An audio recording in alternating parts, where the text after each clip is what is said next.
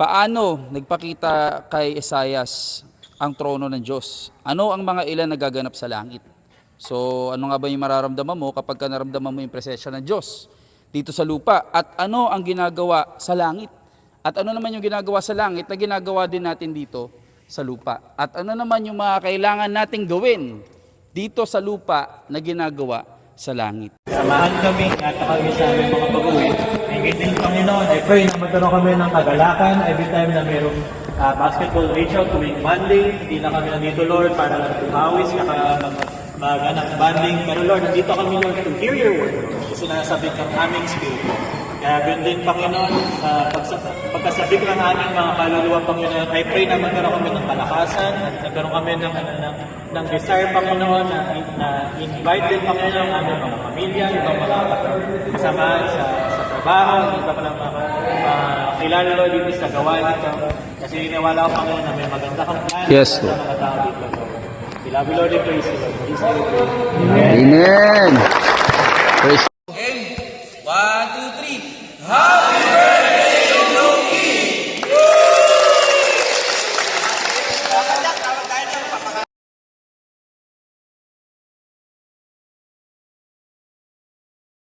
sa langit, makapangyarihan at banal. Salamat po sa pinagkaloob mo sa amin na ehersensya ng katawan namin. Salamat sa ipagkakaloob mo sa amin na salita.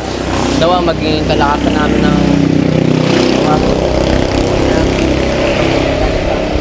maririnig namin.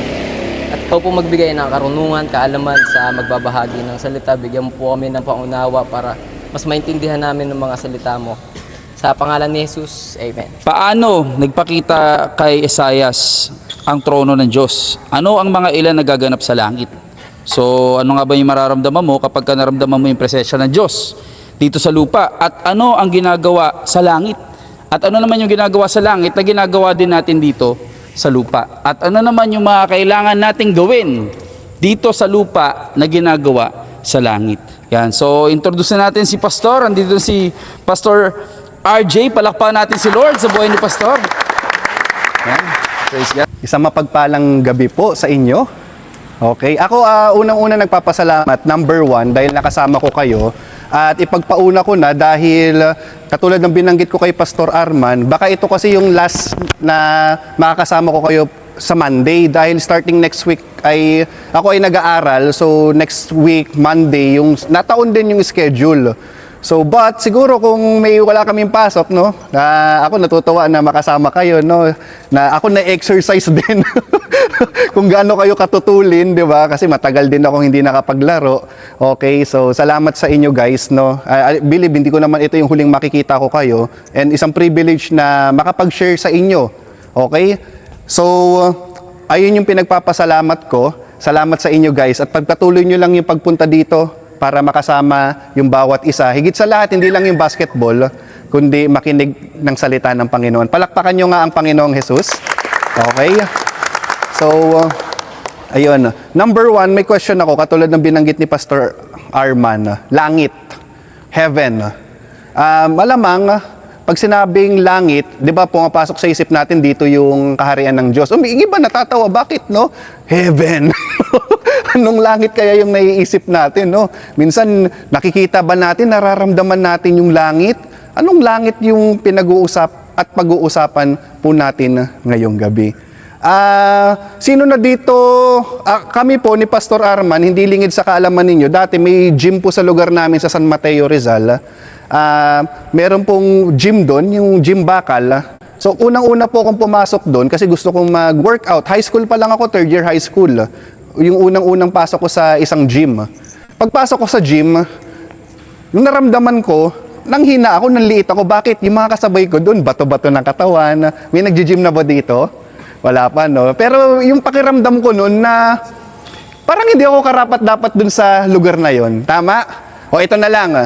Parang sa basketball, parang tayo, no? Napunta ka sa isang basketball na liga, tapos yung mga kasabayan mong kalaro mo, professional, matatangkad. Ano yung mararamdaman ninyo? Ako mahihiya, no? Ang liit ko, hindi naman ako professional sa paglalaro. Tama? May mga pagkakataon na ganun yung nararamdaman natin. O baka may nag-i-sport sa inyo. Diba? Nakasaba mo sa lobby, puro professional. Tapos ikaw yung bot prag. Nakakahiya, no? Ganon. Ganon yung minsan nararamdaman natin pag napunta tayo sa isang lugar na parang hindi naman tayo kabilang doon. Gets? Okay? Napunta ka sa isang room na doon parang mga matatalino lahat, mayayaman lahat. Parang nararamdaman mong hindi ka kabilang doon. Sa Bible po, merong story. Yung story about kay Isaiah. Sino po ulit? Isaiah. Si Isaiah po ay isang propeta. Siya po ay nakakita po ng isang pangitain, isang vision. Everybody say vision. Ano yung vision? Spiritual lenses. Nakikita po niya in heavenly vision. Bumukas po yung langit. Ano yung bumukas? Langit. Si Isaiah po that time bata pa. Hindi pa po siya yung mga propetang nakikita natin sa Bible movie na may balbas, matatanda, may mga patong sa ulo. Okay? Bata pa po siya. Nung nakita niya yung kalangitan, alam niyo napasabi siya, nakahabagan ako. Bakit po? Basahin ko po sa salita ng Panginoon sa Isaiah chapter 6 verse 1 to 3. Ano pong sabi po dito? Sige, basahin ko po sa English, no? Sabi po dito in Isaiah chapter 6 verse 3, in the year that King Uzziah died, I saw. Sino daw po yung nakakita? Isaiah. Okay? Nakita ni Isaiah, the Lord was sitting on a throne. Sino po yung nakita niya? Si Lord. Na nakaupo saan? Sa trono. Nakita niya heavenly realms, nakaupo sa trono. High and lifted up. Okay? And the train of his robe filled the temple. Okay, nakita po niya yung trono ng Diyos. Ito, verse 2. Above him stood the seraphim. Banggitin nyo nga po, seraphim. Sino dito first time lang narinig yung word na yun? May pangalan ba ditong seraphim? Apelyido o may kakilala kayo, kaibigan? Okay, seraphim po sa Bible. Ito po, ano po yung seraphim? Dugtungan ko yung binasa ko. Yung seraphim po, may 6 na pakpak. Ilan daw po yung pakpak? 6. Yung dalawa, nakatakip sa muka. Yung dalawa, nakatakip sa paa. Yung dalawa po, lumilipad. Ilan po yung pakpak ng seraphim? 6. Yung dalawa, saan nakatakip? Sa muka. Yung dalawa, sa paa. Yung dalawa, lumilipang-lipad. Okay po. Gets? Ilan yung pakpak ng seraphim? 6. Yung seraphim po ito, ang itsura. Sino dito yung may, pag sinabing angel, ito ba yung mga nakikita nyo, yung mga ang cute, naka-diaper, tapos baby, tapos may pana, tapos puso. Ganun po ba yung angels? Alam niyo po sa Bible po, yung angels, ganito yung itsura. Marami silang mata, 6 yung pakpak. Ibig sabihin, yung nakita po ni Isaiah yun, sa tingin nyo, ano mararamdaman niya? Patatakot ka, no? Katulad nung parang pumasok ka sa gym, tas puro bato-bato yung nandun, tas ikaw patpatin, para mali ata na pasok ko. Ganun po yung naramdaman ni Isaiah. Parang di siya karapat dapat dun. Kaya sabi nga niya, woe to me. O sabi niya, kaawa-awa ako. Okay? Ayun po yung tatalakayin po natin. Yung seraphim po. Okay? The word seraphim. Yung salita pong seraphim, ang ibig sabihin po niyan ay burning. Banggitin nyo nga po, burning. Ano sa Tagalog ng burning? Nagliliyab. Ayun po yung ibig sabihin po ng salitang seraphim. Okay, the word seraphim po, ito, okay, Hebrew word po siya na ibig sabihin nga po, to burn, magliyab. Isipin ninyo, pag may nakakita ng heaven po, nakita po yung trono ng Diyos, pag hindi ka karapat dapat, mamamatay ka. Kaya nasa pasabi po si Isaiah, kaawa-awa ako. Bakit po? Alam niya mamamatay siya. Okay na? Gets niyo po? Si batang Isaiah, nakita yung langit, nakita yung trono ng Diyos, nakita niya seraphim. Naku po, sure, dead ball po siya. Sabihin niyo nga, dead ball. Mamamatay si Isaiah noon. Kasi nga, nakita niya yung trono ng Diyos. Pero ito po yung maganda, tatalakayin po natin, no? Ilan ulit yung pakpak ng seraphim? Oh, ang galing, 6. Tatalakayan natin bakit 6, bakit kaya may ibig sabihin po yung pakpak nila. Yung pakpak po nila maraming mata. Okay? Parang may napanood ako sa Netflix noon na ganun yung itsura, 6 yung nakalimutan ko lang yung pamagat na yun. 6 yung pakpak, tapos maraming mata. Ganun po yung angels na. Ito pa, ang seraphim po, kayang pumatay niyan. Binanggit lang po yan, first time, dito sa Isaiah na book sa Bible. Yung isang angels po, ito po angels. Ang isang anghel, kayang pumatay ng 1,000 tao. Ilan po yung kayang patayin ng anghel? Okay? So naiisip nyo, yung baby na makadakadayaper, tapos makit yung pakpak, hindi po ayun yung anghel. Okay? 1,000. Kaya nga po ito, tignan ninyo. Alam nyo ba, nung namatay po ang Panginoong Jesus, yung pinapahirapan po siya sa krus, ano yung unang-unang binanggit niyang word? Father, forgave them, they don't know what they doing. Ama, patawarin mo sila, di nila alam ang kanilang ginagawa. Bakit po? Ito po. Bakit? Kasi yung kalangitan, yung mga anghel, handang rumesbak. Kasi pinapahirapan si Jesus Tama? Kaya binanggit ni Jesus yun dahil alam niya, re-resback po, 1,000-1,000 anghel. Ilang anghel ang kayang, isang anghel, 1,000 tao kayang patayin. Nakasulat po yun sa Bible, in Genesis, yung winasak yung Sodom and Gomorrah, isang anghel lang ang pumatay sa lahat ng nandun. Kita po ninyo, alam ni Jesus, re-resback yung langit. Kaya sabi niya, Ama, patawarin mo sila. Kasi bakit? Isang anghel lang, ubos lahat ng nandun. Okay, gets? Ganun makapangyarihan yung anghel. Tignan po natin ulit. Ilan ulit yung pakpak? 6. Yung first pair, yung dalawang klase ng pakpak, nakatakip po saan po? Sa muka. Okay, anong ibig sabihin po nun? Banggitin nyo po, humility. Humility po, sa Tagalog po, pagpapakumbaba. Ulitin nyo po. Pagpapakumbaba. Humble. Sino po dito humble? Humble lang. No? Amen. Hambog. Humble. Bakit po humble? Ito po, sabog. Okay. Yung mga angels po, ito, listen, tingin dito. They were aware. Alam po nila na si Prophet Isaiah nakatingin sa langit. Okay? Yung mga angels, ayaw nilang kunin yung attention ni Isaiah. Ang gusto po nila, si Lord lang yung makita. Parang ganito po, minsan di ba, pag nasa iyo yung bola, gusto mong makita ka ng mga tao, no? Kaya kung ano-anong tricks gagawin mo para maiwan mo yung defender mo, no? Siyempre, nasa iyo yung spotlight tama? O kaya minsan sa church, pag sa church, pag tumutugtog, no? Gusto mo, oy, sarap ng tugtugan, no? Nasa iyo yung spotlight. Yung mga angels po, ayaw yun. Aware po kasi sila na si Isaiah nakatingin sa kanila. Kaya anong ginawa nila? Tinakpan nila yung mukha nila. Ayaw po nila na sila yung bida. Lagi ko pong binabanggit, pag ako po nagsasalita o kami po nila Pastor Arman, kung nasang church po, wala pong bida doon. Hindi ang pastor, hindi yung minister, hindi si song leader, hindi si minister, hindi yung church yung bida. Sino po? Si Jesus lang. Tama po? So ganun po yung una pong kailangan nating matutunan. Hindi po tayo sikat dito, si Jesus lang. Humble. Number 2, okay? Saan po yung 2 pairs ng pakpak? Saan po nakakover? Saan? Sa paa. Okay, bakit kaya sa paa? Ibig sabihin po nito, okay, paa, purity. Sabihin nyo nga po, purity. Okay, galing po sa salitang pure, puro. Sa tao po, kahit bagong ligo ka, ang unang-unang madudumihan sa atin, paa. Tama? Opo.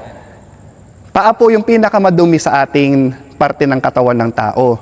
Kaya nga, hinugasan po ng ating Panginoong Hesus yung paa ng mga disciple. Gets po? Na alam niyo yung kwentong yon? Yung washing of the feet. Kasi alam niyo nga po, hindi naman sila naka-rubber shoes nung time na yon. 'Di ba? Tapos hindi naman asfalto yung dinadaanan nila.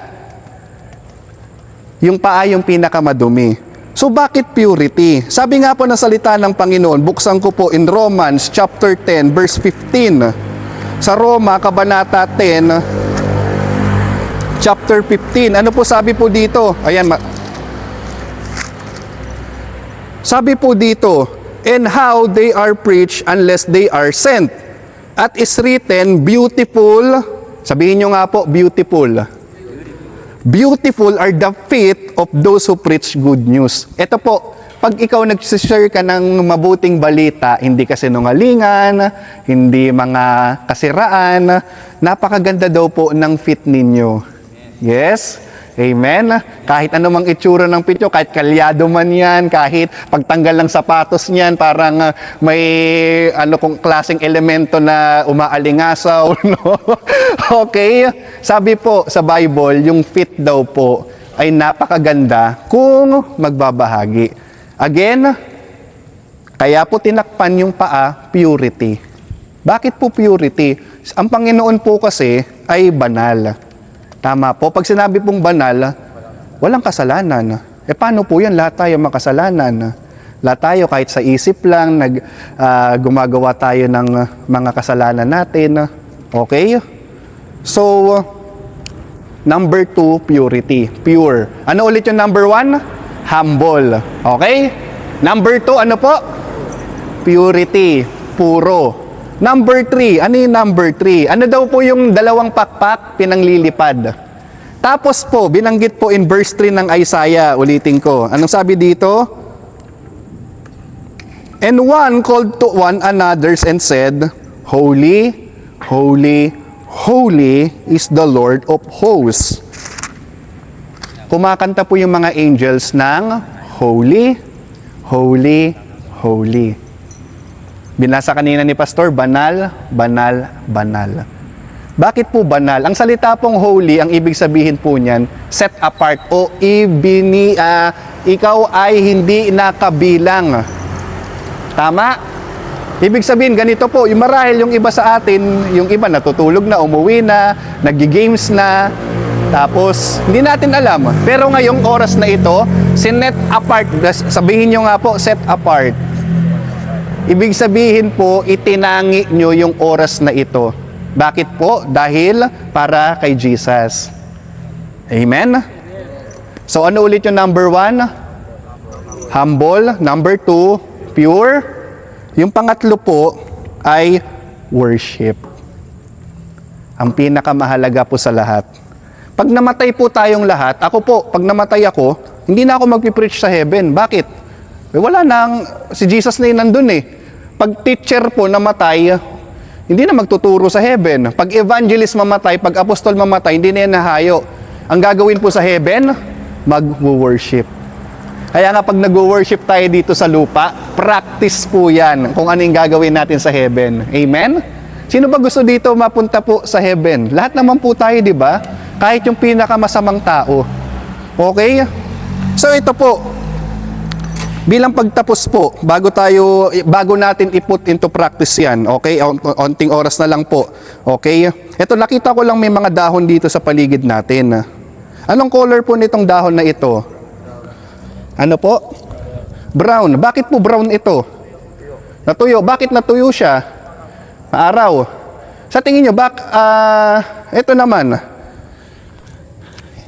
Ito, anong color nito? Green. Magkaiba ng color? Tama? Ano yung color ng nasa puno? Green. Ito, anong color to? Marahil yung iba sinasabi, buhay pa. Bakit? Color green eh. Tama? Buhay pa ako, okay na yan. Humihinga pa ako. Kahit hindi ako mag-church, at least mabait ako. Katulad nito. Pag tinanim ko ba to, mabubuhay? Hindi. Bakit? Kasi hiwalay sa puno. Ganun din po tayo. Hindi natin pwedeng sabihin, Pastor, mabait naman po ako. At least uma-attend ako pag Monday. Okay na yan. Hindi po. Dapat po may connection. Hindi po religion ang magliligtas sa atin. Kahit anong relihiyon mo po, o hindi po yan tatanungin ng Diyos. Ang tatanungin ng Diyos, kung connected ka ba sa Kanya. Kasi ang religion, galing yan sa Latin word na reconnect. Okay? So, itong dahon na ito, anong ginagawa dito? Tinatapon, sinusunog. Katulad nito, itong dahon na ito, magiging ganito din yan, iipunin, susunugin. Saan kaya tayo susunugin? Pag hindi tayo connected kay Lord, alam niyo na yon, hindi sa heaven yon. Gusto niyo ba yon? O bilang pagwawakas po, no? Kasi ang gagawin po natin, mag-worship tayo. Okay, ito, tandaan niyo itong ituturo ko sa inyo. Lahat naman kayo marunong mag-calculator, tama? Okay, sige po. Tignan natin, magkano, sa Bible po, sa Old Testament, ito pang wakas na ito, makinig. Sa Old Testament po, pag nagkasala, ano daw po? Pag nagkasala, kailangan mo mag-alay ng hayop. Okay? Ano daw po i-alay? Hayop. Para mapatawad ka. Okay? Hindi yung hayop na pag tinignan mo yung katabi mo, alay na kita. Okay? Hayop. Ito, halimbawa na lang, ng baka. Okay, ganun po. Iaalay. Sa tingin, ito, alam ko baka may alam sa inyo. Alam nyo ba magkano ngayon kilo ng baka o baboy? Hindi nyo alam, syempre mga nanay natin bumibili, no? Magkano ba kilo ngayon ng baboy? Sabihin natin 300. Okay? 300 pesos. O ito, may calculator ako. May calculator ako dito. Sino ba may cellphone dyan? Tignan ko na lang. Sino may hawak na cellphone? Ayan, may hawak na cellphone. Sige, ito na lang. Pako-open nga po ng calculator. Gusto kong... sige, may calculator yan. Sige nga po, paki-open nga ng calculator. Sige nga. Anong pangalan mo? Halika, tayo ka dito. Yun. Ito, last na to. Anong pangalan mo? Achoy po. Achoy? Sige. Sige, ito. Thank you ha, kasi may calculator ka sa cellphone. Papakita natin. 300. Pag nagkasala ka, kailangan mo mag-offer ng baboy. So, bibili ka ng 300. Sa isang araw ba, ilang beses ka nagkakasala? Marami. Sige, huwag naman. Oo, marami. Sige, ano na lang, mga ilang beses na lang. Kunyari lang naman, yung totoo lang. Kunyari lang. 10. Sige, sabihin natin 10. Sige, 10, no? 300 times 10. 3,000. May 3,000 ka ba? Pangbayad ngayong araw? Nako po. So ngayon, wala kang pambayad, magiging ganito ka. Susunugin ka. Ganito. 3,000. Ilang araw meron sa isang taon? 365. O times 365 mo. O magkano na utang mo? 1 million. May pangbayad ka nun? Wala eh. 1 million. Isang taon lang yan. Ilang taon ka na? 21 po. Times 21. O magkano na? Hindi na. 2 billion. May pangbayad ka 2 billion para lang mapatawad ka? Siya lang yun. Siya lang po yun. 2 billion, walang pangbayad. Paano po tayo? Paano yung edad natin? Wala tayong pambayad, pero alam nyo ba may nagbayad niyan? Si Jesus Christ. Amen. Sige, thank you. Palakpakan nyo nga si Achoy. Tayo po wala tayong pambayad. Pero ito po ang ginawa natin, no? 'Di ba? Katulad nga po ng ginawa ng mga anghel. They worship. Tinakpan nila yung eyes nila, yung face nila na hindi sila yung bida. Tinakpan nila yung pit nila para kahit wag sanang magkasala. Tapos yung pakpak po, nag-worship sila. Okay? Sabi ng Panginoon bilang pagwawakas po, si Lord po is seeking true worshiper. Ano daw po yung hinahanap ni Lord? True worshiper. Hindi po fake, kundi true worshiper. Ayun po ang hinahanap ng Diyos. At mapalad po tayo dahil nakita ka ng Diyos. Kahit hindi ka kumakanta, kahit hindi ka tumutugtog, ang worship po is not about music. Ang worship po is prayer, Bible reading, kahit pag-share ng good news. Okay, that is a part of worship. Ang music po is parte lang yan ng worship. Okay? So, someday, magkita-kita ulit tayo in heaven, no? Lahat tayo doon kakanta ng worship. Ayun po yung gagawin natin sa langit, mga kapatid. Amen? Ayun yung gusto nating gawin, na umawit, magsaya, magpuri sa Panginoon. Dahil ayaw nating matulad sa dahon na ito, na wala tayong 2 million pang bayad, di ba? Tanggapin natin si Jesus na nagbayad ng ating mga kasalanan. Amen po? O bilang pong pangwakas, sige po, ayayahan ko kayo sa isang panalangin. Huwag niyo munang pansinin kung sino yung nasa paligid ninyo. This time, kausapin po natin ang ating Panginoon. And I want you to repeat after me. Sabihin niyo po, Panginoong Jesus, with your loud voice and with your heart, Panginoong Jesus, patawarin mo ako dahil ako'y makasalanan. Hindi ko kayang bayaran.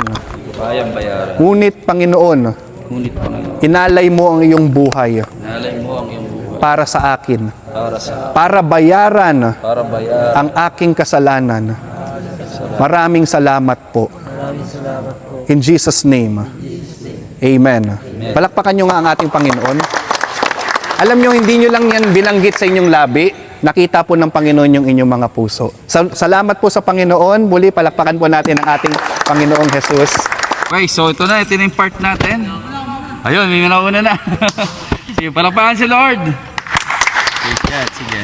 Pinapatawad po tayo sa mga nagawa nating kasalanan. Yung mag-worship para practice pag nasa langit na, marunong na. Yun, maganda yun. Nakakuha yung puno. Natutunan ko lang po, Pastor po. Kahit nasa lupa po tayo, may ginagawa po tayong mga bagay na ginagawa rin po sa langit. Hindi, sa akin, Pastor, bayad, lagi natin tatandaan, bayad na yung mga kasalanan na inano natin. Ngayon, ang na lang talaga natin ngayon, kung paano tayo magsaserve sa Lord, kung paano natin ipapractice yung kaligtasan natin. Ayun lang, Pastor. Praise God. Bilang isang mananampalataya, busugin yung sarili sa salita ng Diyos.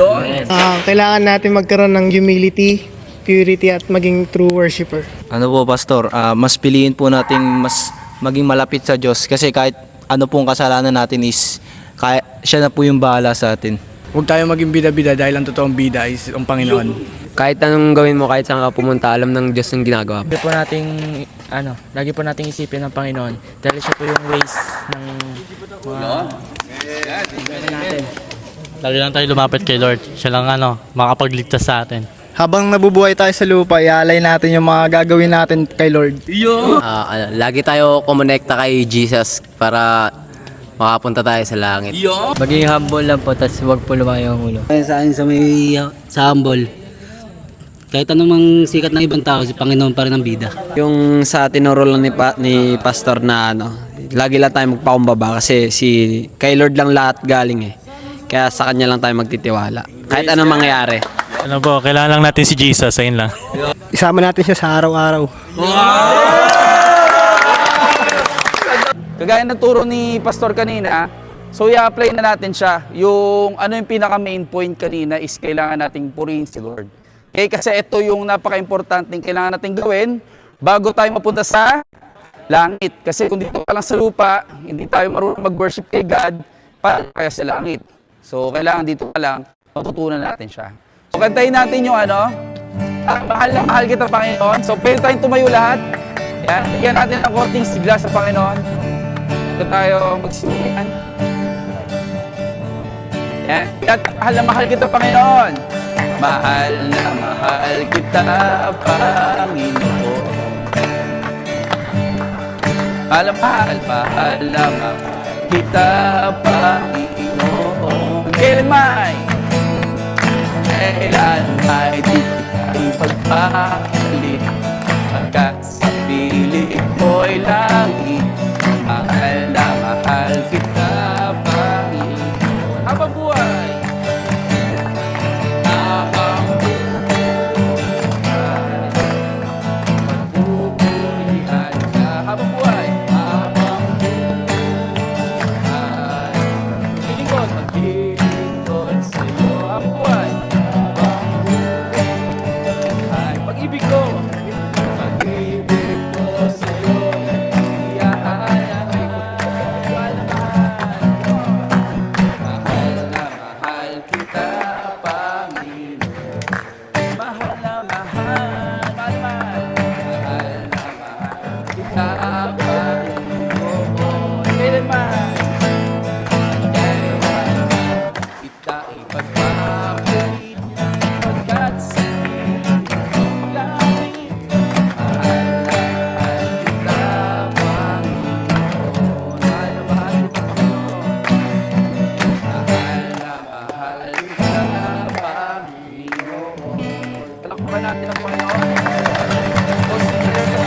Salamat Lord God, wala pong nasaktan at yung iba po na nakauwi na, we pray Lord na nakauwi sila ng ligtas at gayon din ang mga natitira dito Panginoon, makauwi ng ligtas at payapa sa kanilang bahay at we pray Lord na next Monday Panginoon ay makapunta pa rin po ang lahat dito, makapag-enjoy at makinig ng iyong salita Lord. At maraming salamat, pagpalaya mo rin, nag-share ng Word of God si Pastor Arman at si Pastor Rick po Panginoon. Maraming salamat Lord God sa iyo po namin binabalik mataas na papuri at pagsamba sa pangalan ni Jesus.